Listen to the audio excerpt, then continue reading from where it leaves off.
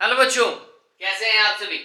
उम्मीद करता हूँ बहुत अच्छे हैं, पढ़ाई को अच्छे से कंटिन्यू कर रहे होंगे। मैं हूँ प्रशांत माहेश्वरी और fun with physics YouTube channel पर आप सभी का बहुत बहुत स्वागत है। आज की वीडियो क्लास में हम चैप्टर नंबर 2 को डिस्कस करने वाले हैं, इलेक्ट्रिक पोटेंशियल एंड कैपेसिटेंस। और जो टॉपिक आज अपन डिस्कस करेंगे वो मैंने सामने लिख दिए हैं आपकी जनरल इंफॉर्मेशन के लिए। अगर किन्हीं बच्चों को ये टॉपिक आते हैं तो बहुत बढ़िया, अदरवाइज अगर आपको लगता है कि रिकॉल करने की जरूरत है तो आप यहां से आसानी से इसे रिकॉल कर सकते हैं। देखिए, इलेक्ट्रिक पोटेंशियल चैप्टर के दो पार्ट है यहाँ पे। फर्स्ट पार्ट के अंदर इलेक्ट्रिक पोटेंशियल से रिलेटेड क्वांटिटी को डिस्कस करेंगे एंड सेकंड पार्ट में हम कैपेसिटेंस रिलेटेड क्वांटिटीज को डिस्कस करेंगे। कैपेसिटेंस क्या होता है, कैपेसिटर क्या होता है, कॉम्बिनेशन ऑफ कैपेसिटर्स क्या होता है, वो डिस्कस करने वाले हैं। सबसे पहले देखते हैं इलेक्ट्रिक पोटेंशियल। ये एक ऐसी क्वांटिटी है जिसे मुझे लगता है कि आपने क्लास 8th में पढ़ा है, फिर क्लास 10th में भी पढ़ा है। और इवन अगर मैं पोटेंशियल की बात करूं तो एक क्वांटिटी से रिलेटेड है पोटेंशियल एनर्जी, जो 11th में बहुत अच्छे तरीके से डिस्कस्ड है ना। 11th का अगर आप चैप्टर नंबर 6, 7, 8 अगर उठाएंगे तो वहां पर पोटेंशियल एनर्जी बहुत अच्छे तरीके से डिस्क्राइब है। ग्रेविटेशनल पोटेंशियल एनर्जी आप सभी को बहुत अच्छे से पता भी है। तो वहां से थोड़ा सा मैं आपको आइडिया बताता हूं और फिर बताता हूं कि भैया ये क्यों पढ़ रहे हैं, क्या रिलेशन है इस क्वांटिटी को पढ़ने का, है ना, रीजन क्या है हमारे पास में।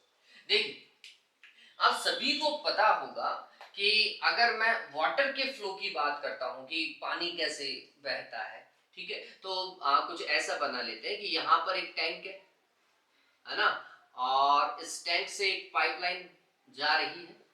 टैंक नॉर्मली रूफ पर ही होता है, छत पर ही होता है, और ये कहीं हमारे बाथरूम के टैप से कनेक्टेड है। ठीक है, ये बाथरूम के किससे कनेक्टेड है, टैप से कनेक्टेड है कुछ।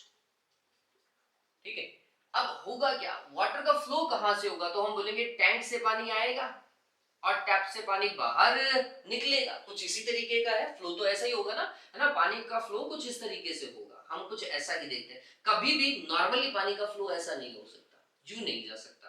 कंडीशन अप्लाइड, अगर आप मोटर लगा रहे हैं, इलेक्ट्रिक मोटर लगा रहे हैं, तो जरूर आप यहाँ पे पानी ऐसा डाल सकते हैं, जो कि ऐसा ही होता है। मोटर नॉर्मली यही काम करती है। ठीक, लेकिन हम मोटर की बात नहीं कर रहे हैं। मोटर का मतलब आप एक्सटर्नल फोर्स लगा रहे हो, मैं अभी उसकी बात नहीं कर रहा हूं। ठीक है, मैं एक जनरल फ्लो की बात कर रहा हूं कि अगर आप कोई एक्सटर्नल फोर्स की बात नहीं कर रहे हैं, अगर हम नॉर्मल फ्लो की बात करें, तो हम देखते हैं कि पानी जो है वो एक पर्टिकुलर हाइट से नीचे की ओर, लोअर हाइट की ओर फ्लो करता है। ये नॉर्मल सा कॉन्सेप्ट है। ये कैसे पता चला कि इसका फ्लो ऐसा ही है, तो हमने इस चीज को जनरलाइज किया। आप सभी को एक चीज पता होगी, M G H, gravitational potential energy, है ना। ये 11th के अंदर बहुत बढ़िया, हर एक बच्चे को अगर पोटेंशियल एनर्जी का फॉर्मूला पूछे तो एमजीएच ही नाम याद रहता है। ठीक है, चलो अभी अपन इसी से ही देखते हैं इस चीज को। तो आप सभी को पता होगा कि जितना ज्यादा एच का वैल्यू होगा, पोटेंशियल एनर्जी उतनी ही ज्यादा होगी। इसे अपन अर्थ सरफेस मान लेते हैं। तो अर्थ सरफेस से एक हाइट आप ये देखें, इस हाइट को मैं h1 बोल देता हूं, और एक हाइट आप ये देखें, इस हाइट को आप h2 देख लीजिए। तो आपको पता चलेगा कि इस वाली हाइट की वैल्यू ज्यादा है ना। अगर ये हाइट ज्यादा है तो यहां पर वाटर का पोटेंशियल एनर्जी भी ज्यादा है। ठीक है, जबकि कंपैरेटिवली यहां पर H2 की वैल्यू कम है, इसका मतलब है यहां पोटेंशियल एनर्जी भी क्या है बच्चों, कम है। तो वाटर का फ्लो जब हम देखते हैं, फिजिक्स में समझते हैं, तो हमें ये देखने को मिलता है, it always flow from higher potential energy to lower potential energy. ये फ्लो है किसका, वाटर का। वाटर एक तरीके की करंट ही तो है, वाटर करंट ही तो है। हाँ, चलिए, तो ये पता चला ये वाटर का फ्लो है। तो हमने जनरलाइज किया, higher potential energy to lower potential energy. ऐसे ही अगर आपके पास में मैं थर्मोडायनेमिक्स की बात करता हूं, तो थर्मोडायनेमिक्स के अंदर आप देखते हैं कि हीट का जो ट्रांसफर है, किसका ट्रांसफर बच्चों, हीट का ट्रांसफर जो है वो आप देखते हैं कि हॉट बॉडी से कोल्ड बॉडी की ओर होता है ना। इन दोनों को अगर आप कांटेक्ट में लेकर के आएंगे तो हीट ट्रांसफर होगी कहां से, हॉट बॉडी से कोल्ड बॉडी की ओर हीट ट्रांसफर होने वाली है। ट्रांसफर ऑफ हीट ऐसा ही होता है। ठीक है, ये एक जनरलाइज मेथड है, ठीक, जो हीट फ्लो को डिफाइन कर रहा है। ऐसे ही 12th के अंदर आप एक और फिजिकल क्वांटिटी पढ़ेंगे, दैट इज इलेक्ट्रिक करंट, जो आपने 10th में भी पढ़ा है। 10th में चैप्टर था ना इलेक्ट्रिक करंट वाला। हाँ, वहां पे आप इलेक्ट्रिक करंट को बोलते थे कि इलेक्ट्रिक करंट का जो डायरेक्शन होता है फ्लो का, वो इलेक्ट्रॉन फ्लो के अपोजिट डायरेक्शन में होता है। ये आपने बहुत अच्छे से पढ़ा है। मैं यहाँ पे आपको एक और बता रहा हूँ, ये बात ध्यान में रखिएगा। इलेक्ट्रिक पोटेंशियल आप पढ़ रहे हैं तो इसका एक बहुत बड़ा रीजन ये है कि आप नेक्स्ट चैप्टर में इलेक्ट्रिक करंट पढ़ने वाले हैं, और इलेक्ट्रिक करंट का डायरेक्शन क्या होगा फ्लो का, वो डिफाइन करता है इलेक्ट्रिक पोटेंशियल। हमेशा इलेक्ट्रिक करंट जो है बच्चों, वो higher potential to lower potential की ओर ही फ्लो होती है। इस बात को हमेशा ध्यान में रखना, इसलिए हमें ये पढ़ना बहुत जरूरी है। ठीक है, मैंने ये चीज वापस से क्यों समझाई वो समझिए। मैं आपको बता रहा हूं कि किसी भी चीज का फ्लो कैसे होता है, तो उसका फ्लो होता है higher potential energy to lower potential energy. जब मैं इलेक्ट्रिक करंट की बात करता हूं तो मैं बोलता हूं higher electric potential to lower electric potential की ओर बात करता हूं। ये बात समझ में आई? इसलिए हम पढ़ रहे हैं ताकि हम इलेक्ट्रिक करंट को बहुत अच्छे तरीके से समझ पाए। डन हुआ ये? चलिए काम करते हैं। तो टॉपिक डिस्कशन का ये इंट्रोडक्शन था कि हम क्यों पढ़ रहे हैं इलेक्ट्रिक पोटेंशियल। ठीक है, अब बात करते हैं कि ये होता क्या है, what is electric potential and potential difference. आप सभी ने अपने घर के अंदर बहुत बार बैटरीज का यूज किया होगा, है ना, और जनरलाइज में आप जो बैटरी यूज करते हो आपको दिखाई भी दे रहा होगा। हाँ, दिखाई दे रहा है स्क्रीन के ऊपर एक बैटरी मैंने दिखा रखी है। ये बैटरीज जो है, हाँ, इसको अगर आप बहुत तरीके से देखोगे ना तो आपको इसका पोटेंशियल दिखाई देगा कि कितना पोटेंशियल डिफरेंस बना सकती है। बैटरी ऐसी तो होती है, हाँ, कुछ ऐसा सा होता है। हम बोलते हैं ये नेगेटिव पोटेंशियल, ये पॉजिटिव पोटेंशियल। ठीक है, और इन दोनों के मिड का जो पोटेंशियल डिफरेंस होता है जनरल बैटरी का, वो कितना होता है, 1.5 होता है। ठीक है, आप देखते हैं बहुत सारे सेल्स आप यूज करते हैं ना, एक बहुत पतला सेल आता है जो रिमोट्स में लगाते हैं, एक उससे थोड़ा सा मोटा आता है, एक उससे और भी मोटा आता है। इनको कैटेगराइज किया गया है A, double A and triple A sales. जब आप परचेज करेंगे ना तो एक बार ये चीज देखिएगा कि आप कौन सा ए परचेज कर रहे हैं। ठीक है, तो ये चीजें नॉर्मल हमें पता होनी चाहिए और प्लीज देखिएगा इस चीज को। लेकिन इन तीनों सेल्स को जब आप देखेंगे, इन तीनों का पोटेंशियल डिफरेंस प्लस और माइनस के मिड का पोटेंशियल डिफरेंस कितना है, 1.5 वोल्ट है। ये ध्यान में रखिएगा। तो ये क्या चीज है भैया, ये क्या बता रहा है 1.5 वोल्ट, अभी क्या बता रहा है। तो पहले मैं फिजिक्स के अकॉर्डिंग इसे समझाने की कोशिश करूंगा। फिजिक्स ही पढ़ रहे हैं वैसे तो अपन, है ना। पहले तो अपन वो डेफिनेशन देखेंगे जो कि हमें एग्जाम में पता होनी चाहिए कि एग्जाम में क्या लिखनी है, फिर इसका जनरल मेथड देखेंगे। ठीक है, चलिए। तो चैप्टर नंबर फर्स्ट से मैं इसको थोड़ा सा इलैबोरेट कर सकता हूं। चैप्टर नंबर फर्स्ट के अंदर आप सभी ने इलेक्ट्रिक फील्ड पढ़ा था। टॉपिक अभी जो अपन डिस्कस कर रहे हैं that is potential difference. Topic क्या है अपने पास में, पोटेंशियल डिफरेंस है। ठीक है, और पोटेंशियल डिफरेंस के अंदर हम इस चीज को समझते हैं कि मान लेते हैं हमारे पास में एक इलेक्ट्रिक फील्ड है। ठीक है, और इलेक्ट्रिक फील्ड का जो डायरेक्शन होता है, इलेक्ट्रिक फील्ड का डायरेक्शन कहां से कहां की ओर होता है, तो ये बात ध्यान रखना। आप नॉर्मली लिखते हैं प्लस टू माइनस, क्या लिखते हैं, प्लस टू माइनस लिखते हैं। मैं इसे बोलूंगा, आप इस चीज को हमेशा ऐसा देखें, higher potential to lower potential. हाँ, याद रखने के लिए आप इसे प्लस से माइनस देख सकते हैं, कहीं कोई दिक्कत नहीं, इससे थोड़ा सिंपल हो जाता है, चीजों को समझना आसान हो जाता है। ठीक है, अब अगर मैं इसके अंदर किसी पॉजिटिव चार्ज को अज्यूम करता हूं, है ना, किसी पॉजिटिव चार्ज को अज्यूम करता हूं, और ये चार्ज क्या मान लेते हैं, क्यू मान लेते हैं। आगे जाकर के मैं इसे क्यू नॉट बना दूंगा, टेस्ट चार्ज बना दूंगा, लेकिन अभी क्यू ही मानिए। ठीक है, अगर यहाँ पे एक पॉजिटिव टेस्ट चार्ज रखा हुआ है तो आप समझिए कि इस पॉजिटिव टेस्ट चार्ज के ऊपर फोर्स कहां की ओर लगेगा, तो यहाँ पे नेगेटिव दिखाई दे रहा है। तो ये पॉजिटिव टेस्ट चार्ज है वो इस तरफ फोर्स फील करेगा, ऐसा।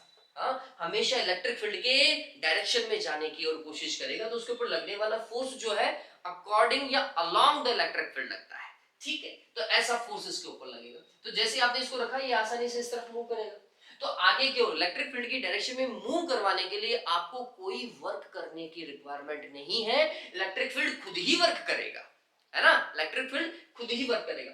लेकिन अगर मैं इस चार्ज को इलेक्ट्रिक फील्ड के अपोजिट डायरेक्शन में मूव करवाऊं तो फिर मेरे को क्या करना पड़ेगा, वर्क करना पड़ेगा।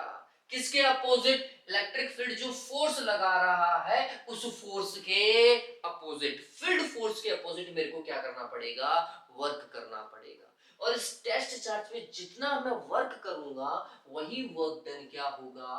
Potential difference between these two points, इन दोनों पॉइंट के मिड का पोटेंशियल डिफरेंस। ठीक है, लेट्स सपोज करो इस वाले पॉइंट को मैं मान लेता हूं B, इस वाले पॉइंट को अपन ने मान लिया A, तो टेस्ट चार्ज को या Q नॉट चार्ज को B से कहां तक लाने में बच्चों? A तक लाने में जितना वर्क डन हो सकता है, that work done is potential difference between these two points. ठीक है, और ये यूनिट पॉजिटिव पोटेंशियल चार्ज है, ये बात ध्यान में रखिएगा। यूनिट पॉजिटिव मतलब इसकी वैल्यू यूनिटी होनी चाहिए। क्यू नॉट का फाइनल वैल्यू अपन फिर की यूनिटी मान करके चलेंगे। ठीक है, वापस से मैं जो बोल रहा हूं वो समझिए। इलेक्ट्रिक फील्ड के अंदर अगर आप किसी पॉजिटिव चार्ज को रखेंगे तो वो इलेक्ट्रिक फील्ड की डायरेक्शन में फोर्स फील करेगा, क्योंकि नेगेटिव इधर दिखाई दे रहा है, तो प्लस का चार्ज माइनस की ओर ही तो अट्रैक्ट होता है ना, तो इस तरफ जाने की कोशिश करेगा। अब यहां पर इस तरफ ले जाने में हमें कोई वर्क नहीं करना।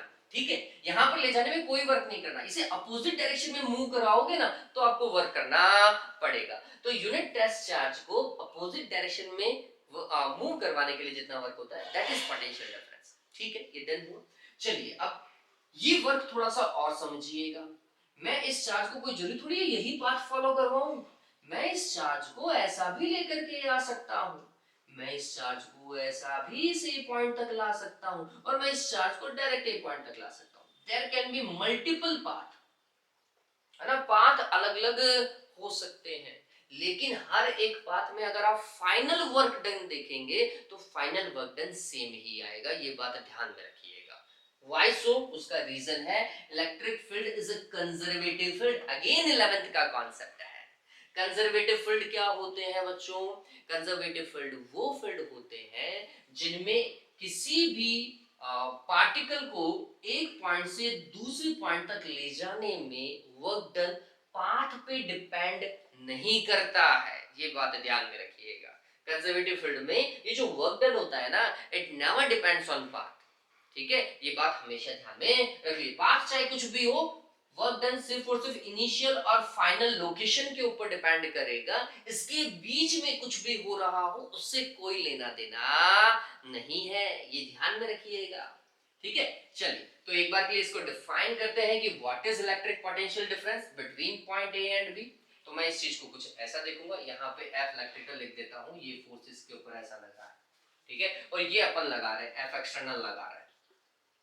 ठीक है, F external is just opposite to the electric field, force of electric field, है ना। चलिए तो हमने लिखा, इस चीज को फॉर्मुलेट करते हैं। तो work done in moving Q nought charge from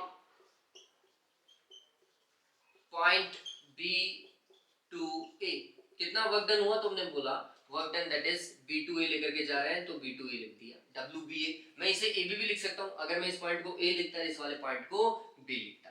ठीक है, तो इसे लिखा अपन ने WBA। ठीक है, so work done in moving unit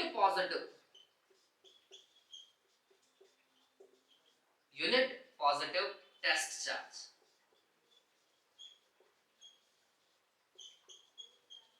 from point B to A। B to A का मतलब opposite to the electric field. ठीक है, ये बात ध्यान में रखिए। क्या हो जाएगा? WBA में मेरे हिसाब से डिवाइड लग जाएगा बच्चों Q नॉट का, ऐसा ही तो होगा ना, यूनिट के लिए अपन ऐसा ही तो काम करेंगे, Q नॉट का डिवाइड लगा देंगे।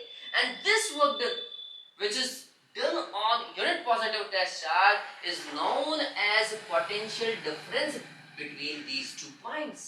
ठीक है, इन दोनों पॉइंट के मिड का potential difference VBA, that is equals to WBA divided by Q not. Done हुआ, ये बहुत सिंपल था, नहीं था? हाँ, अगर मैं इस चीज को A लिख देता हूँ, यहाँ वाले पॉइंट को अगर मैं फर्स्ट पॉइंट को A लिखता और सेकंड पॉइंट को मैं अगर B लिखता, तो उस केस में मैं इसे ऐसा लिखता VAB and that will be WAB divided by Q not. Confuse मत होइएगा, ये सिर्फ और सिर्फ नॉमेनक्लेचर है जो मैंने यूज किया है, आप ऐसा भी यूज कर सकते हैं, कहीं कोई दिक्कत नहीं है। इस ध्यान को रखिएगा, इस चीज को ध्यान में रखिएगा, ठीक है। ये बात समझ में आई क्या? डन हुआ? ऑलराइट, ठीक है। तो ये था potential difference between these two points. इस तरीके से इसका फॉर्मूला बना। कुल मिलाकर के फॉर्मूला ये बोल रहा है कि वर्क में डिवाइड लग रहा है चार्ज का, जिस चार्ज को आप मूव कर रहे हैं, देखा जाए तो, ठीक है, जिस चार्ज को आप मूव कर रहे हैं ना, उसका क्या लग रहा है? डिवाइड लग रहा है। यहां से अगर मैं इसकी यूनिट बनाने की कोशिश करता हूं बच्चों, तो unit will be joule per coulomb. Work का यूनिट जूल और चार्ज का यूनिट कूलम होता है, तो it will be joule per coulomb, ठीक है। ये बात तो फॉर्मूला पता चला किस तरीके से है। पहले इस चीज को उतार लीजिए, मैंने पहले ही फॉर्मूला लिख दिया है। डन हुआ? हाँ, स्क्रीनशॉट लो इस चीज का। ओके, स्क्रीनशॉट ले लिया, डन है ना। चलिए अब इसके डेफिनेशन को तरीके से देखते हैं। अब आप बोलोगे सर आप ऐसा क्या करवा रहे हैं, पहले फॉर्मूला बनवा दिया फिर डेफिनेशन। बच्चों एक बार फॉर्मूला बन जाता है ना तो डेफिनेशन लिखने में थोड़ी आसानी हो जाती है, इसलिए मैं ऐसा करवा रहा हूं। हाँ, जिसको इस चैप्टर के नोट्स चाहिए वो मुझे कांटेक्ट कर सकता है। व्हाट्सएप नंबर आप सभी को पता है, नहीं पता है तो नोट डाउन कर लीजिएगा। अभी पोटेंशियल के इलेक्ट्रिक पोटेंशियल वाले के नोट्स तरीके से मैंने बना लिए हैं और वो मेरे खुद के बनाए हुए नोट्स हैं। चलिए तो हम इस चीज को लिखेंगे, the work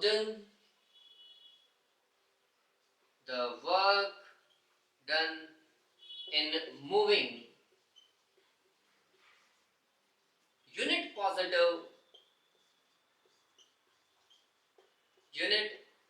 positive test charge opposite to the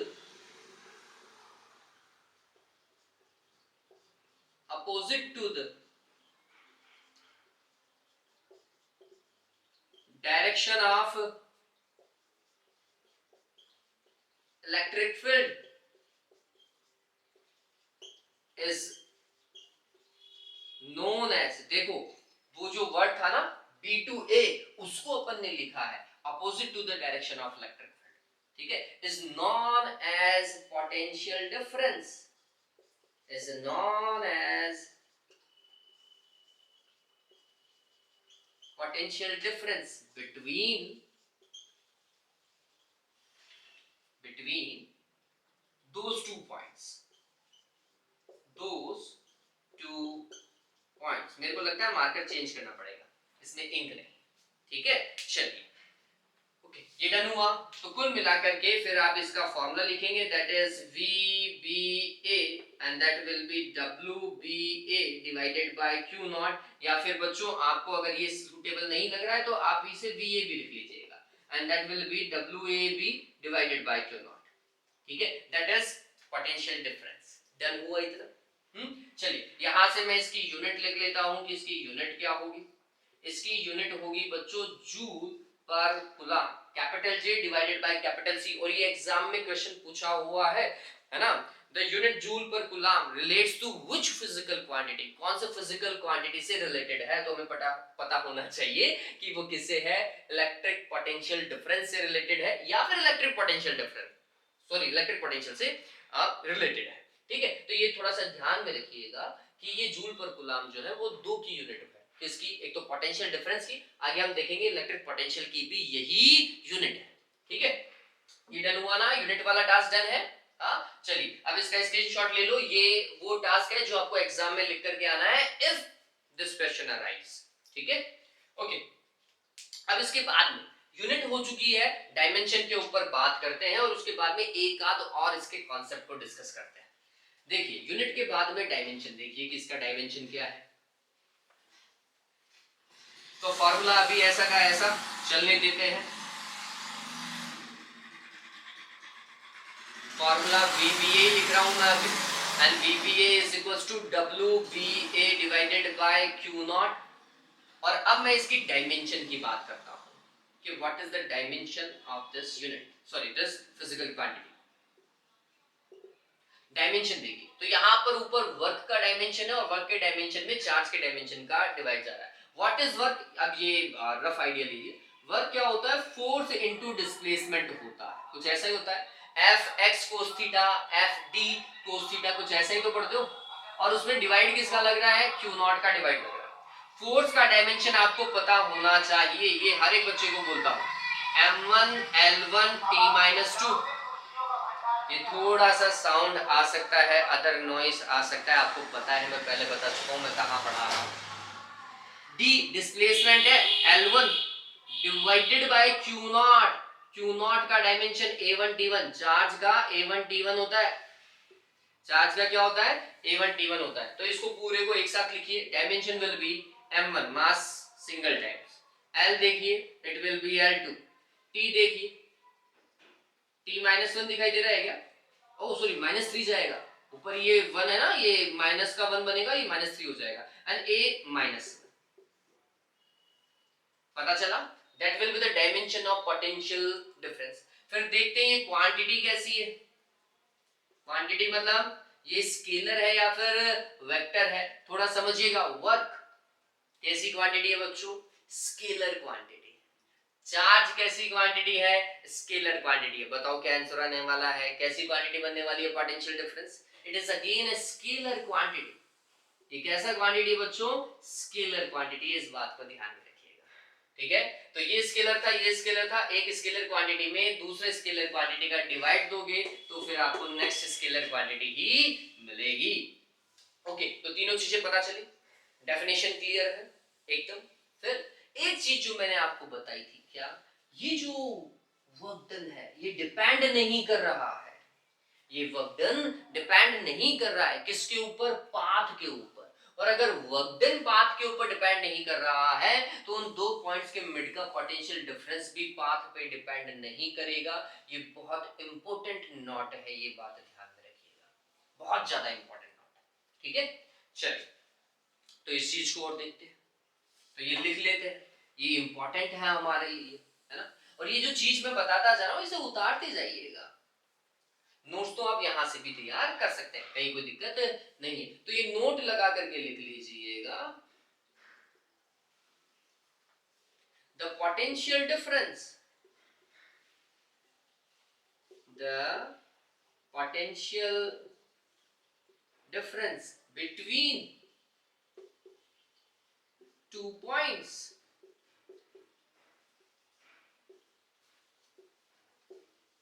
does not depend on the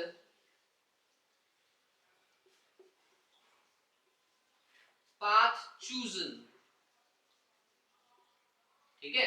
किसके ऊपर डिपेंड नहीं करता, पाथ के ऊपर डिपेंड नहीं करता। तो फिर किसके ऊपर डिपेंड करता है, वो डिपेंड करता है इनिशियल और फाइनल लोकेशन पर पोटेंशियल कितना है ना, उसके ऊपर डिपेंड करता है। It only depends, it only depends on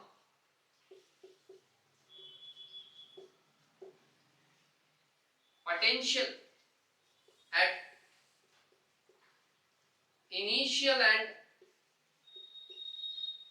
final points, ठीक है।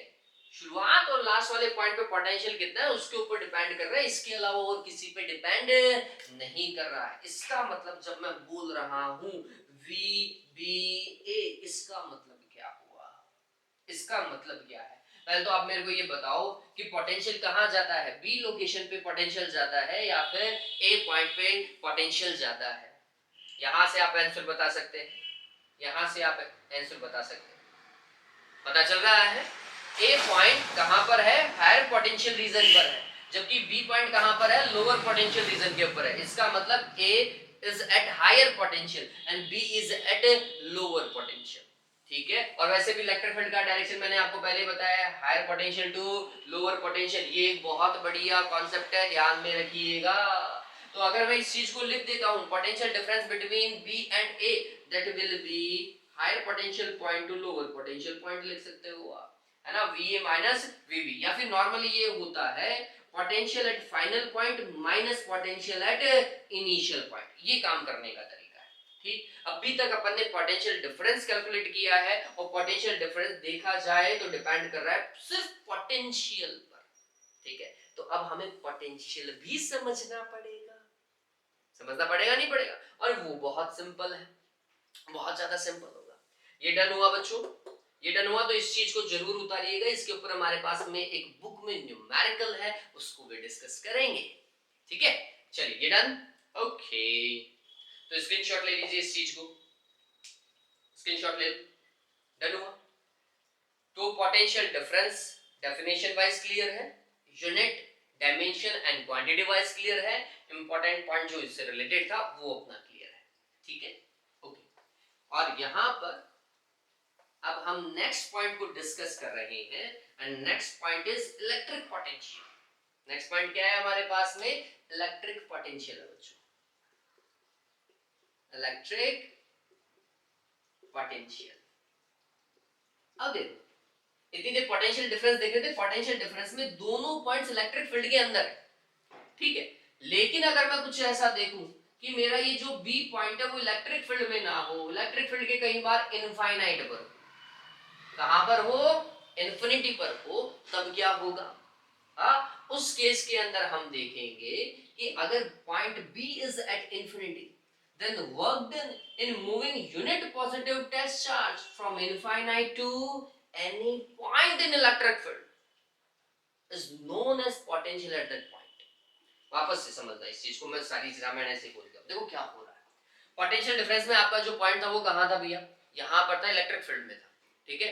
जब भी पोटेंशियल कैलकुलेट करना होता है, जैसे एक तो होता है ग्रेविटेशनल पोटेंशियल एनर्जी, आप सभी को पता है ना। तो जब भी हम पोटेंशियल एनर्जी की बात करते हैं तो हम क्या बात करते हैं, पार्टिकल को लेकर के आते हैं इनफाइनाइट से ग्रेविटेशनल फील्ड में, या इनफाइनाइट से सिस्टम में लेकर के आते हैं, यही तरीका होता है ना। किसी भी पार्टिकल को इनफाइनाइट से अगर सिस्टम में लेकर के आते हो तो वो जो वर्क डन होता है दैट इज पोटेंशियल एनर्जी, ठीक है। ऐसे ही अगर मेरे को सिर्फ इलेक्ट्रिक पोटेंशियल ही पढ़ना है, डिफरेंस नहीं पढ़ना है, तो फिर मैं बोलूंगा मेरा जो चार्ज है, टेस्ट चार्ज, वो इनफाइनाइट पर है, और इनफाइनाइट से मैं यूनिट पॉजिटिव टेस्ट चार्ज को अगर सिस्टम में लेकर के आता हूं तो जो वर्क डन करूंगा that work done will be electric potential, ठीक है। कुल मिलाकर के बात इतनी सी है कि जब भी पोटेंशियल की बात करेंगे तो वो पॉइंट कहां पर होगा, इनफाइनाइट पर होगा यार, और कहीं नहीं, ठीक है।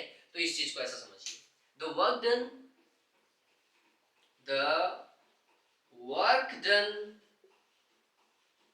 in moving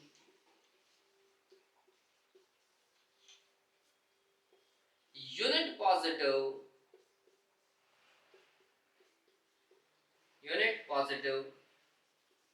test charge from infinite to any point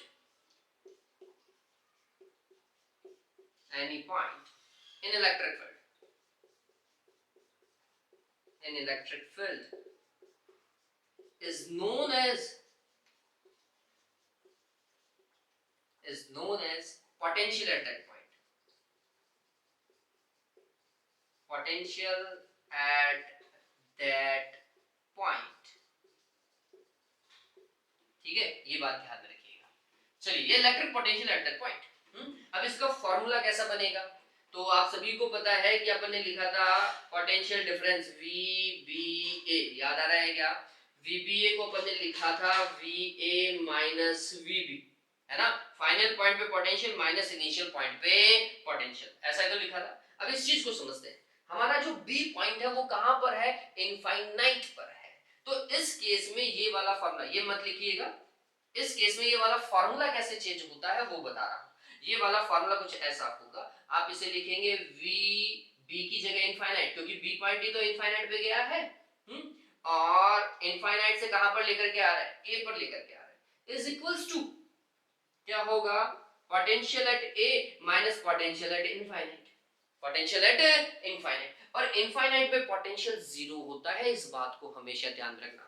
इसीलिए हम इनफाइनाइट से चार्ज लेकर के आ रहे हैं, हमें पता है कि वहां पर पोटेंशियल कितना है, ठीक है। इनफाइनाइट पे पोटेंशियल जीरो होता है, इस चीज को हमेशा ध्यान में रखना। और अर्थ का पोटेंशियल कितना माना जाता है, जीरो माना जाता है। अर्थ को आप कितना ही चार्ज दे लो, इसकी चार्ज को होल्ड करने की कैपेबिलिटी बहुत ज्यादा है, लेकिन इसका पोटेंशियल हमेशा जीरो बना रहता है। तो अर्थ का पोटेंशियल ग्राउंडिंग इसीलिए तो करते हैं ना, क्योंकि पोटेंशियल कितना है, 0 है, ये बात ध्यान में रखिएगा।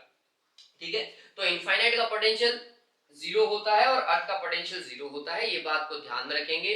दूसरी चीज, ये इनफाइनाइट पे 0 क्यों आया, इसको अपन नेक्स्ट पॉइंट में डिस्कस कर सकते हैं, इसको समझ सकते हैं, लेकिन अभी ध्यान में रखो कि ये 0 ही होता है। तो फाइनली अगर कोई बंदा ये लिख रहा है v इनफाइनाइट a, इसका मतलब है वो va की बात कर रहा है, मतलब पोटेंशियल एट a की ही बात कर रहा है।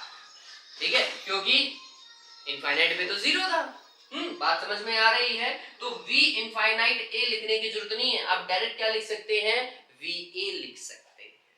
ठीक है, ये बात तो डन हुआ। b को हटा दीजिएगा, b की जगह इनफाइनाइट आ रहा है और इनफाइनाइट वाला पोटेंशियल 0 होता है। ठीक है, ये बात।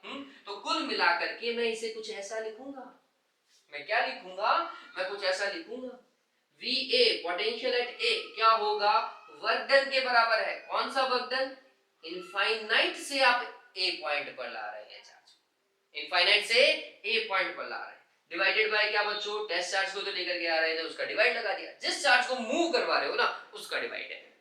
ठीक है, ये बात समझ में आ गई, डन। ओके, वापस से अगर ये फॉर्मूला है और यही फॉर्मूला है, अभी तो यही फॉर्मूला है, तो इस फॉर्मूले के अकॉर्डिंग यूनिट क्या बनेगी, यूनिट यही बन रही है क्या, ऊपर देखो जूल है, नीचे क्या है, कूलाम है। ठीक है, तो ये हो जाएगा जूल पर कूलाम, दिमाग में रहेगा। फिर इसके बाद में डायमेंशन क्या होगी, डायमेंशन भी सेम है, वही वर्क डिवाइडेड बाय चार्ज है, डायमेंशन भी सेम है। डायमेंशन क्या आएगी बच्चों, m1l2t minus 3a minus 1। Quantity कैसी है, क्वांटिटी कैसी है, स्केलर है। ठीक है, अब आप बोलोगे सर एक चीज में कहीं इशू आ रहा है, हमने जूल पर कूलाम नहीं पढ़ा है।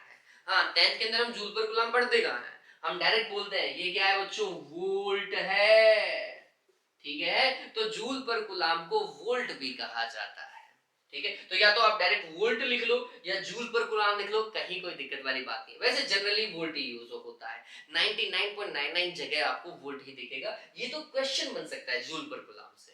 ठीक है, तो दोनों का यूनिट सेम है, दैट इज वोल्ट, दोनों का डायमेंशन सेम है, that is this one m1l2t-3a-1। दोनों क्वांटिटी कैसी है, स्केलर क्वांटिटी है। पोटेंशियल डिफरेंस किस पे डिपेंड नहीं करता है, पाथ पे डिपेंड नहीं करता है। हाँ, रीजन क्या है, अरे यार एक लाइन रह गई, पोटेंशियल डिफरेंस पाथ पे डिपेंड नहीं करता, सिर्फ और सिर्फ इनिशियल और फाइनल पोटेंशियल पे ही डिपेंड करता है, ये तो क्लियर है।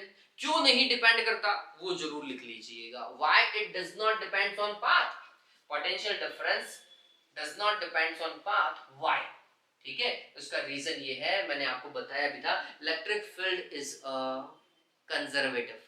कैसा फील्ड है, कंजर्वेटिव फील्ड, जरूर लिख लीजिएगा, ये बात ध्यान में रखनी है। Electric field is a conservative field, that is why potential difference does not depends on path. Done हुआ।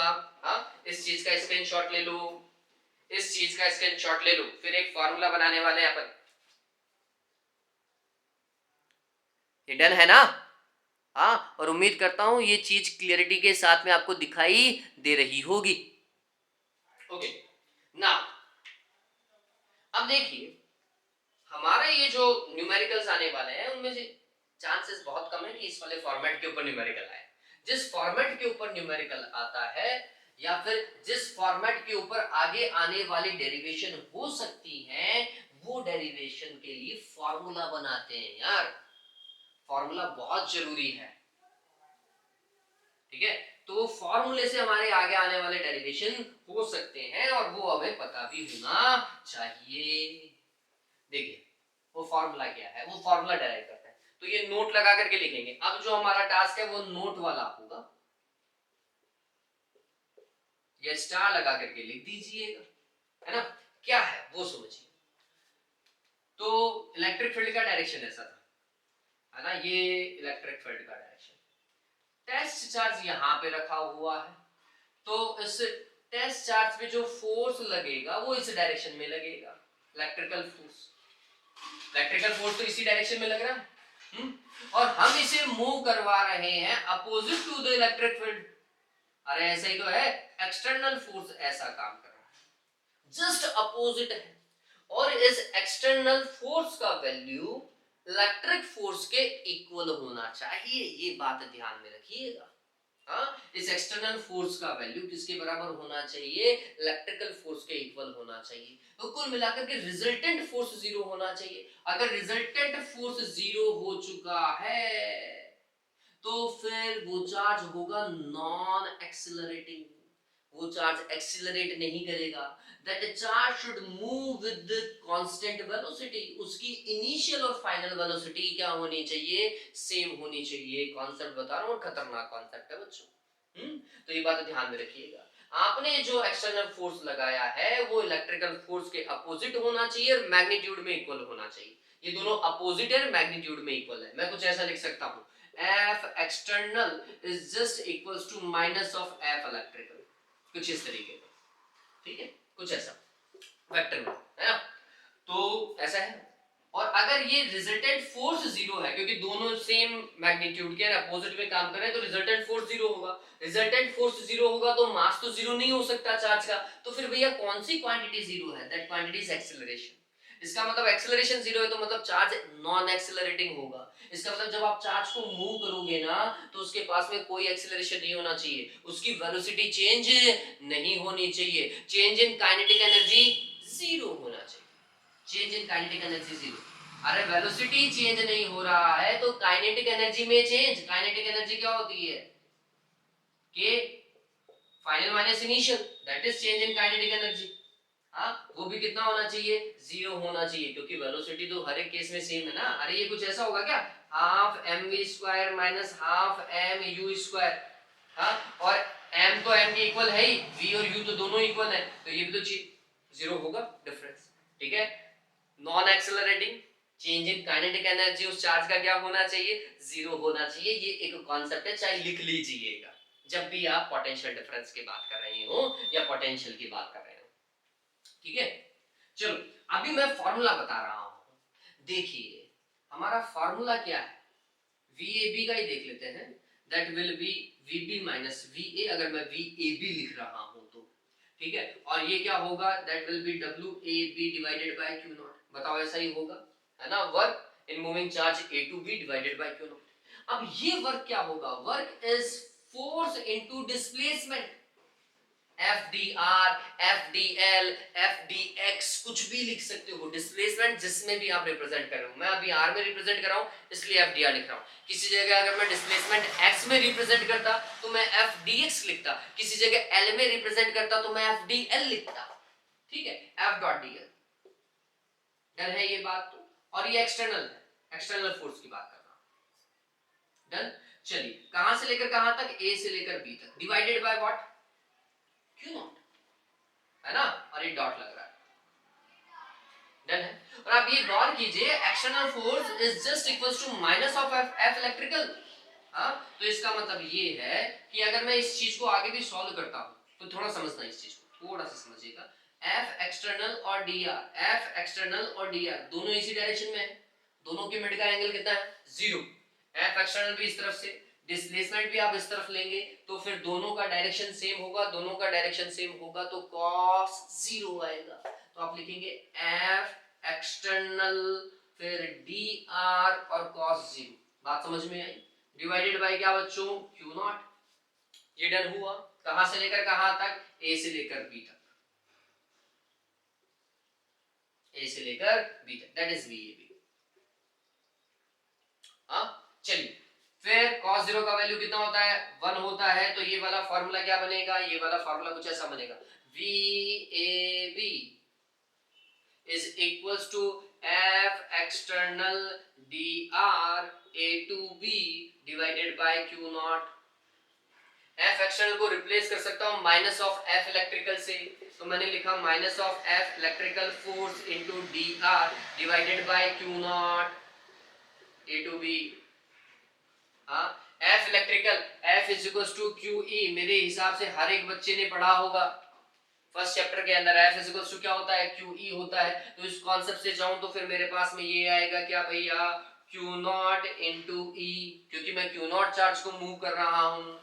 और यहाँ पर क्या आएगा, dr आएगा, डिवाइडेड बाय क्या, Q नॉट, कहां से लेकर कहां तक, A से लेकर B तक, और माइनस का साइन चल रहा था, क्यू नॉट से क्यू नॉट कैंसिल, फॉर्मूला बना ईडीआर माइनस के साथ में ए टू बी।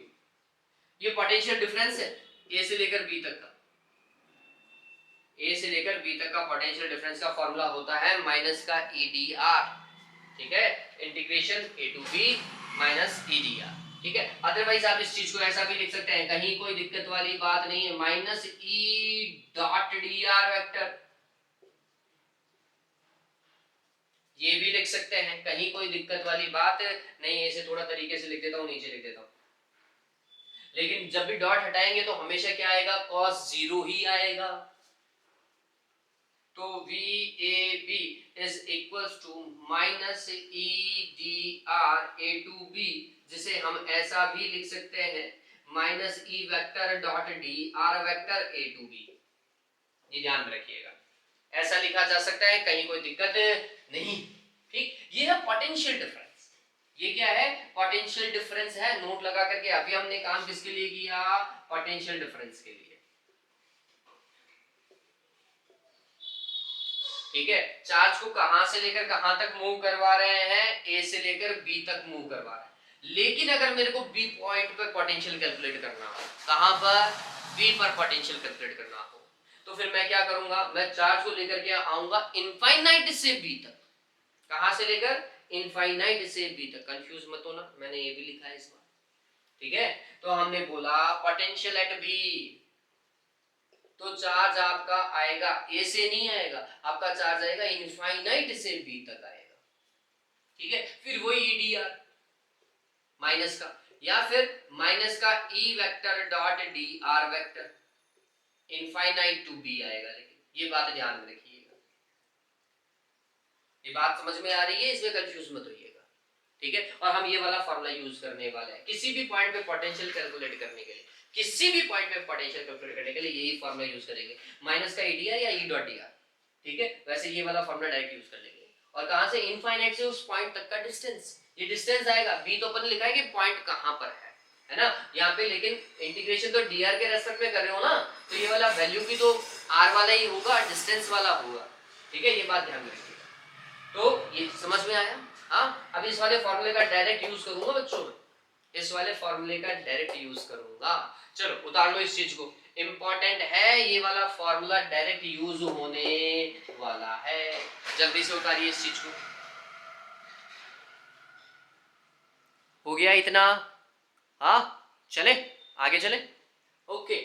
नाउ अभी अपन मूव कर रहे हैं बच्चों नेक्स्ट पॉइंट के ऊपर, और ये इंपॉर्टेंट है, इसी से हमारे न्यूमेरिकल होने वाले हैं, बहुत इंपॉर्टेंट पॉइंट है, और इस पॉइंट को डाल लीजिए, ये एग्जाम में आने के चांसेस मैक्सिमम है। जो नेक्स्ट पॉइंट पर डिस्कस करने वाले हैं उसके एग्जाम में आने के चांसेस मैक्सिमम है। Potential due to point charge, topic लिख लीजिए, electric potential, electric potential due to point charge, electric potential due to point charge. Diagram अच्छे से बनाएंगे, लिख लिया, टॉपिक डन है, electric potential due to point charge. देखो जिस पॉइंट चार्ज की हम बात कर रहे हैं, जिसके कारण हमें पोटेंशियल देखना है, वो पॉइंट चार्ज में क्यू मान करके चल रहा हूं, पॉजिटिव चार्ज है, ठीक है। और इस पॉजिटिव चार्ज से किसी डिस्टेंस आर पर,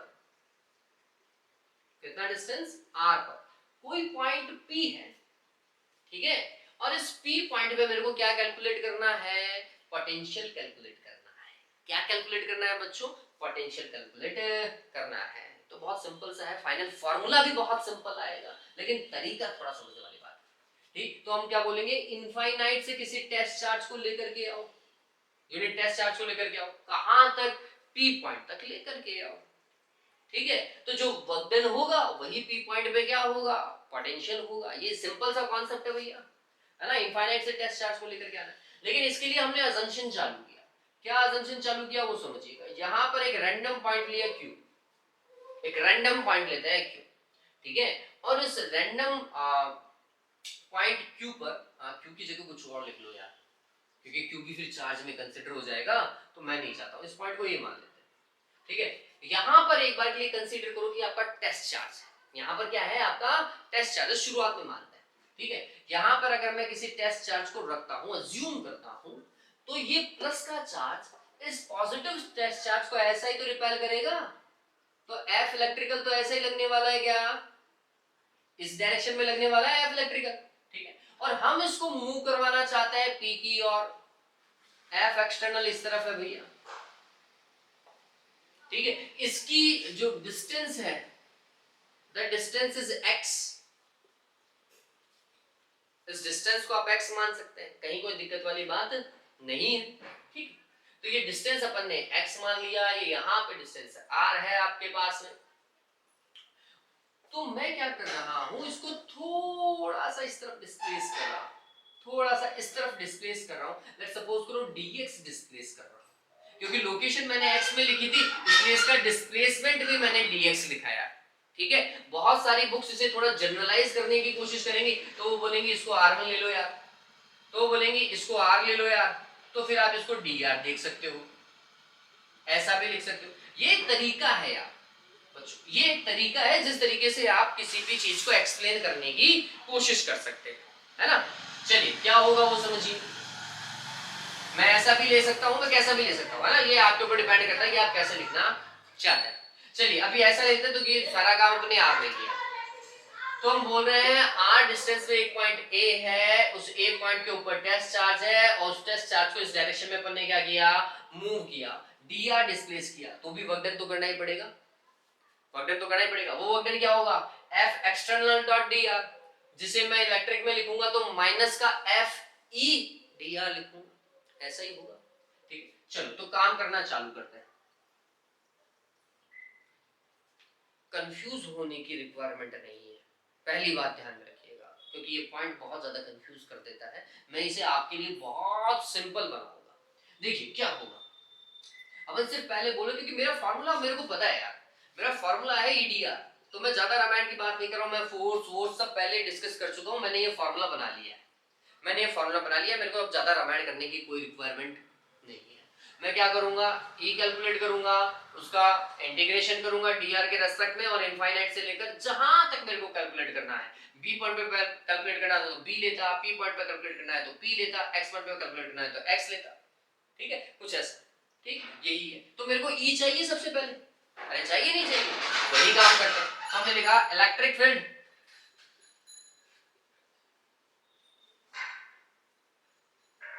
electric field at point A due to charge Q, ऐसा ही होगा। कितना भैया, इलेक्ट्रिक फील्ड कितना होगा, इलेक्ट्रिक फील्ड का formula due to point charge KQ divided by R square, बच्चों सभी को पता है। अगर डिस्टेंस R है तो A पॉइंट का डिस्टेंस तो R ही था, तो KQ divided by R square, vector में लिखना चाहते तो R के बाहर के लगा कर काम करते हैं, ठीक है, ये हो सकता है। हाँ, K को आप क्या लिख सकते हो in vacuum 1/4 pi epsilon not Q divided by R square. बताओ भाई इलेक्ट्रिक फील्ड हो गया क्या, आ गया। अब हम क्या कैलकुलेट कर रहे हैं, P पॉइंट पे पोटेंशियल, P पॉइंट कितना डिस्टेंस पर है, R1 डिस्टेंस पर है, तो हमने लिखा potential at point P due to point charge, due to point charge, due to point charge. और अब ये बहुत सिंपल बना रहे हैं अपन, अब ज्यादा रामायण नहीं करेंगे, ठीक है, बहुत सिंपल बोल रहे हैं, क्योंकि हमारा फॉर्मूला अब हमारे पास में तैयार है बच्चों। P पॉइंट पे कैलकुलेट करना था, इसलिए Vp लिखा मैंने, फिर इनफाइनाइट से कहां तक लेकर के आ रहा हूं, P तक लेकर के आ रहा हूं, P का डिस्टेंस कितना है, R1 है, तो यहां पर R1 आएगा, ठीक है। फिर फॉर्मूला क्या आएगा, EDR आएगा और माइनस यहां पर आएगा। बताओ भाई फॉर्मूले में दिक्कत, ये वाला फॉर्मूला ऐसा बना, E का वैल्यू पुट कर लीजिए फ्रॉम इक्वेशन फर्स्ट, इसे इक्वेशन फर्स्ट बना दीजिएगा, putting the value of E, अब इंटीग्रेशन आना चाहिए, putting the value of E into above equation, ठीक है, क्या होगा Vp is equal to minus infinite से लेकर R1 तक बच्चों E का value KQ divided by R square और यहाँ पर dr, K is constant, Q is constant, तो ये कुछ ऐसा होगा K और Q बाहर हो गया माइनस के साथ में 1 अपॉन R स्क्वायर dr। बताओ भाई देता हूँ, ठीक है क्या? R स्क्वायर ऊपर जाएगा तो पावर कैसी? माइनस की, तो ये होगा माइनस का KQ R की पावर -2 और dr, हाँ इनफाइनाइट से लेकर R1 तक, इनफाइनाइट से लेकर R1 तक, ठीक है? ये नहीं दिखाई दे रहा है क्या? इसको सही कर लेते हैं, इनफाइनाइट से R1 तक, ठीक है? ये बात तो चल, ये था पोटेंशियल एट पॉइंट P का फॉर्मेट। अब x की पावर n का सॉल्यूशन आप सभी को पता होना चाहिए, कहां करूंगा करूं एक बार के लिए rough rough rough rough rough rough देखिएगा, इस तरफ रफ देखिएगा, x की पावर n का इंटीग्रेशन क्या होता है?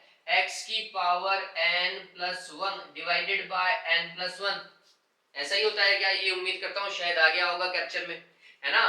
पावर क्या हो जाती है? एक ऐड हो जाती है और उतनी पावर का डिवाइड लग जाता है, तो समझिएगा पोटेंशियल एट पॉइंट P, थोड़ा सा ऊपर लिख लेते हैं, potential at point P will be minus KQ, integration कर रहे हैं तो इंटीग्रेशन का साइन हटा दीजिए, r की पावर -2 था, इसमें एक ऐड कीजिए n plus 1 divided bye n plus 1, ठीक है? फिर ब्रैकेट बनाएं और लोअर लिमिट और अपर लिमिट को लिखें, लोअर लिमिट इनफाइनाइट थी, अपर लिमिट R1 है, फिर क्या होगा बच्चों? ये होगा माइनस का K और Q R की power -1 divided by -1 infinite to R1, बताओ भाई यही होगा?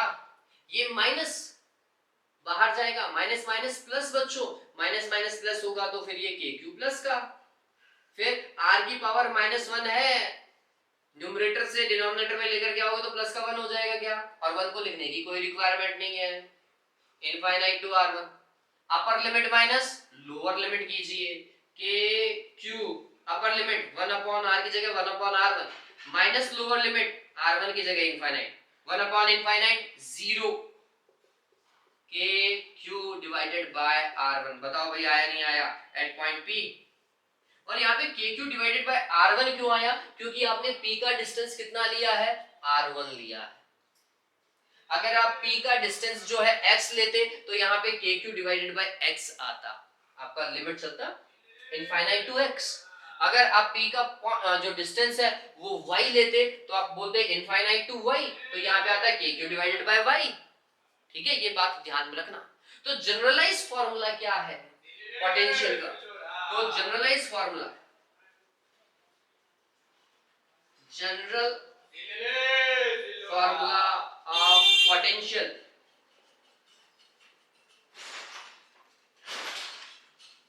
ड्यू टू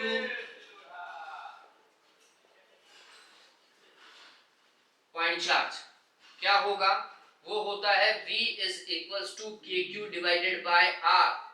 जनरल फॉर्मूला है बच्चों, न्यूमेरिकल में हम ये लिखेंगे KQ डिवाइडेड बाय R, ठीक है? ये general formula, generalise formula of potential due to point charge, important है, देखता हूं एक बार के लिए स्क्रीन में आया नहीं आया? ओके आ चुका है, कहीं कोई दिक्कत नहीं, ऑल राइट। तो ये चीज समझ में आई बच्चों? हाँ, ये आपका डेरिवेशन इतना ही था और आपको इतना ही एग्जाम में करके आना है, ज्यादा कंफ्यूज होने की कोशिश मत कीजिएगा, क्योंकि किताबों में बीच में यहाँ पर बहुत सारे स्टेप्स इंक्लूड करता है, मैं वो सारे स्टेप्स को नहीं ले रहा हूँ, जितना फॉर्मूला अपन बना चुके हैं ना यार, तो फिर वो फॉर्मूले की रामायण क्यों करनी बीच में, ठीक है? तो इधर हुआ ओके, चलिए इसको एक बार के लिए स्क्रीनशॉट ले लो, जल्दी से इसका स्क्रीनशॉट ले लीजिए ताकि आपको ये याद भी हो जाए, याद करने में आसानी भी होगी। डन हुआ? हाँ ओके, अब इसके बारे में थोड़ा बहुत समझते हैं, इसका ग्राफ आप डिस्कस करते हैं, और मेरे को लगता है कि मैं न्यूमेरिकल इस वाले पॉइंट में नहीं करवा पाऊंगा, लेकिन नेक्स्ट वाला वीडियो जो है वो न्यूमेरिकल्स का होने वाला है, ठीक है? वो सिर्फ न्यूमेरिकल्स का होगा, और उम्मीद करता हूं कि आज ये वीडियो कंप्लीट कर लूं ताकि आपके पास में ये पॉइंट पूरा क्लियर हो जाएगा, ठीक है? चलिए, तो formula of potential due to point charge का फॉर्मूला कितना, K Q divided by R, K Q divided by R, that is potential. और इलेक्ट्रिक फील्ड का भी फॉर्मूला आपको पता है, इलेक्ट्रिक फील्ड का फॉर्मूला होता है K Q divided by R square, यही होता है। हाँ, लेकिन इलेक्ट्रिक फील्ड वेक्टर क्वांटिटी है। ये कैसी क्वांटिटी है, वेक्टर क्वांटिटी। ये कैसी क्वांटिटी है, स्केलर क्वांटिटी है। इसका यूनिट होता है वोल्ट, इसका यूनिट होता है न्यूटन पर कूलम या फिर वोल्ट मीटर, या फिर क्या होता है वोल्ट मीटर को, सॉरी वोल्ट पर मीटर, सॉरी बच्चों, सॉरी वोल्ट पर मीटर। ठीक है, ये होता है, ये बेसिक आइडिया है जो हमें पता होना चाहिए। अब ग्राफ समझिए, graph between V and R, graph between V and R, तो आप देखेंगे V is inversely proportional to R, तो ये ग्राफ कैसा जाएगा V और R का, ऐसा। और अगर यही ग्राफ V वर्सेस 1/R होता, V वर्सेस 1/R होता, तो ये ग्राफ जाता ऐसा। ठीक है, ये ग्राफ जाता ऐसा। डन हुआ। इनवर्स का ग्राफ आप सभी को पता है, और 1/R के प्रोपोर्शनल है, प्रोपोर्शनल तो स्ट्रेट लाइन। ठीक, अब बहुत बार एग्जाम के अंदर ऐसा आ जाता है, दो ग्राफ दिए हुए होते हैं, और इस वाले ग्राफ को मैं इससे बना देता हूं। ठीक है, ग्राफ नंबर ये सेकंड है, ठीक है, और ये ग्राफ नंबर फर्स्ट है, यहां पर डिस्टेंस है, और ये ग्राफ V और E कॉमा लगा करके लिखा हुआ है, इनके लिए बनाए गए। तो पूछा जाता है कि इनमें से कौन सा ग्राफ जो है वो इलेक्ट्रिक फील्ड के लिए, कौन सा पोटेंशियल के लिए।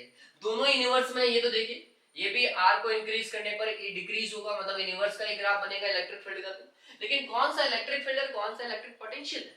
ठीक है, तो ये बात ध्यान में रखिएगा, इलेक्ट्रिक फील्ड बहुत तेजी से डाउनवर्ड होगा, बहुत तेजी से डिक्रीज होगा। आर स्क्वायर आ रहा है ना, डिनोमिनेटर में पावर ज्यादा है, इसका मतलब इसकी वैल्यू बहुत तेजी से रैपिडली डिक्रीज होगी।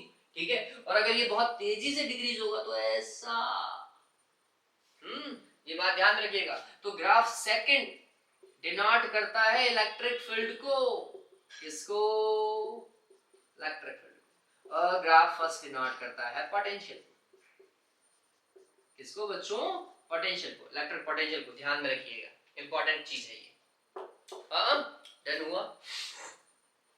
ओके, इसके बाद में एक चीज और देख लेते हैं, इलेक्ट्रिक फील्ड जो है वो वेक्टर क्वांटिटी है बच्चों, उसका चार्ज के प्लस और माइनस से इतना कोई लेना देना नहीं होता है, वो डायरेक्शन के ऊपर डिपेंड करता है ना। ये जो है ये डायरेक्टिव क्वांटिटी है, ये कोई डायरेक्टिव क्वांटिटी नहीं है ना। पोटेंशियल जो है वो कोई डायरेक्टिव क्वांटिटी नहीं है बच्चों, ये या तो प्लस की होगी या माइनस की होगी या फिर जीरो होगी यार, ये ध्यान रखिएगा। ठीक, तो इलेक्ट्रिक फील्ड का प्लस और माइनस का होना ये डिपेंड करता है कि डायरेक्शन आउटवर्ड है या इनवर्ड है। ठीक है, इसके ऊपर डिपेंड करता है, जबकि V का प्लस और माइनस होना डिपेंड करता है कि भैया हमारा चार्ज कैसा है। अगर हमारा चार्ज प्लस का है, हमारा चार्ज अगर प्लस का है तो पोटेंशियल प्लस का होगा, अगर चार्ज माइनस का है तो पोटेंशियल माइनस का होगा। ठीक है, तो for positive charge, for positive charge Q, ठीक है, अगर चार्ज कैसा हो, प्लस का Q हो, तो आपका पोटेंशियल होगा के क्यू डिवाइडेड बाय आर, कहीं कोई दिक्कत नहीं। लेकिन अगर यही चार्ज नेगेटिव होगा, फॉर नेगेटिव चार्ज, तो नेगेटिव चार्ज के लिए पोटेंशियल भी नेगेटिव ही होता है, माइनस का के क्यू डिवाइडेड बाय आर होगा बच्चों, ये बात ध्यान में रखिएगा। ठीक है, पॉजिटिव चार्ज के लिए पोटेंशियल पॉजिटिव, नेगेटिव चार्ज के लिए पोटेंशियल नेगेटिव होता है। ठीक, ये डन हुआ। स्क्रीनशॉट लो, स्क्रीनशॉट लो जल्दी से, जल्दी से। ठीक है, डन हो। हाँ चलो, और मैग्नीट्यूड में देखा जाएगा, डायरेक्शन तो हो ही नहीं सकती, स्केलर क्वांटिटी है, डायरेक्शन नहीं होगी। इसके बाद में एक और चीज, पोटेंशियल का मीडियम से क्या लेना देना है, इसका मतलब ये है, देखो सारी चीजें समझा देता हूं। ये एक चार्ज है Q, और यहां पर एक पॉइंट है P, इस पॉइंट का ये जो डिस्टेंस है R, ठीक है, तो इस P पॉइंट के ऊपर इलेक्ट्रिक फील्ड कितना होगा। पहले इलेक्ट्रिक फील्ड की बात करते हैं in vacuum, in vacuum, in vacuum electric field at point P कितना हो जाएगा, या वैक्यूम की बात कर लेता हूं तो मैं ई नॉट लिख लेता हूं ताकि हमें पता चले कि वैक्यूम की बात हो रही है। ठीक है, क्या होगा, K चार्ज था Q divided by R square, और K को लिखते हैं अपन 1/4 पाई एप्सिलॉन नॉट, है ना, और Q divided by R square, ये तो होगा इलेक्ट्रिक फील्ड। और पोटेंशियल कितना होगा, तो हमने लिखा V नॉट, और ये होगा K Q divided by R, that will be 1/4 pi epsilon not Q divided by R, इतना ही है। लेकिन अगर हम मीडियम की बात करें, इन मीडियम का मतलब समझिएगा, चार्ज Q यहाँ पर है, ये बीच वाला पूरी जगह पर आपने मीडियम रख रखा है, और इस मीडियम के अंदर ही कोई पॉइंट क्या है, P है। हाँ, डिस्टेंस अभी भी आ रही है, ठीक है, डिस्टेंस अभी भी आ रही है, लेकिन अब ये पॉइंट किसी मीडियम के अंदर है, और उस मीडियम का डाइलेक्ट्रिक कांस्टेंट कितना है, एप्सिलॉन r है। तो फिर इलेक्ट्रिक फील्ड कितना होगा मीडियम में इलेक्ट्रिक फील्ड होगा K की जगह, समझिएगा 1/4 pi epsilon not, epsilon not के साथ में एप्सिलॉन r आएगा नहीं आएगा, Q डिवाइडेड बाय क्या बच्चों, R स्क्वायर। गौर कीजिए, एप्सिलॉन नॉट के साथ में एप्सिलॉन r और आ रहा है, इसका मतलब है मीडियम में इलेक्ट्रिक फील्ड होता E not divided by epsilon r, decrease होता, मीडियम में इलेक्ट्रिक फील्ड डिक्रीज होता। पोटेंशियल की भी बात कर लेते हैं, V मीडियम देखते हैं, V मीडियम यहां से देखिएगा 1/4 pi epsilon not epsilon r Q divided by R, बताओ ये आएगा क्या, बताओ पोटेंशियल इंक्रीज हो रहा है डिक्रीज हो रहा है, बताओ भाई कमेंट बॉक्स में बताओ कि पोटेंशियल इंक्रीज हुआ है डिक्रीज हुआ मीडियम रखने पर, कितना बच्चों, आपको दिखाई देगा कि एप्सिलॉन r अगेन डिनोमिनेटर में ही है, तो वैक्यूम के कंपैरिजन में डिक्रीज होगा, ये ध्यान में रखिएगा। तो यहां से क्वेश्चन भी तो बन सकता है ना, बन सकता नहीं बन सकता, वैक्यूम का पोटेंशियल दिया हुआ हो, डाइलेक्ट्रिक कांस्टेंट जो मीडियम फिल किया है वो दिया हुआ हो, तो बताओ मीडियम में पोटेंशियल कैलकुलेट होगा नहीं होगा, इजी होगा। हाँ, इन तीन क्वांटिटी में से कोई भी दो क्वांटिटी दे दे, कोई भी दो, तो तीसरी क्वांटिटी जो है वो इजीली कैलकुलेट हो सकती है। ठीक है, ये बात समझ में आई, डन। चलो, तो उम्मीद करता हूं ये चीज आपको अच्छे से समझ में आई होगी बच्चों। अगर कोई भी दिक्कत है अभी भी तो बता दीजिए, कमेंट बॉक्स में करके बताएं कि हाँ सर इस पॉइंट में अभी ये दिक्कत है, ताकि हम नेक्स्ट वाले पॉइंट में या नेक्स्ट वाले वीडियो लेक्चर के अंदर मैं आपका वो पूरा का पूरा क्लियर कर दूं। ठीक है, अभी वीडियो की लेंथ 1 आवर तक चली जा चुकी है, ज्यादा हो जाएगी लेंथ, मैं नहीं चाहता हूं कि इससे ज्यादा आप देखें, 1 घंटा इनफ है फिजिक्स के लिए। लेकिन अगर 1 घंटा आपने मन लगा करके पढ़ा है, आपको कोई नहीं रोक सकता 70 आउट ऑफ 70 मार्क करने में, है ना। सीबीएसई के अंदर 70 आउट ऑफ 70 आएंगे ही आएंगे, या फिर अगर आप किसी स्टेट बोर्ड में है तो वहां का मार्किंग सिस्टम अलग हो सकता है। आरबीएसई के लिए मार्किंग सिस्टम 56 आउट ऑफ 56 हो सकता है। लेकिन बस 1 घंटा दे दीजिए आप इन वीडियो लेक्चर्स को, आप देखेंगे कि आप हर एक कॉम्पिटिटिव एग्जाम में अपने आप को बूस्ट अप पाएंगे, है ना। आपका जो मॉरल होगा ना वो बहुत ज्यादा अपवर्ड हो चुका होगा, बहुत ज्यादा बढ़ चुका होगा। ठीक है, चलिए आज के लिए इतना ही बच्चों, have a good day, take care and please like and share.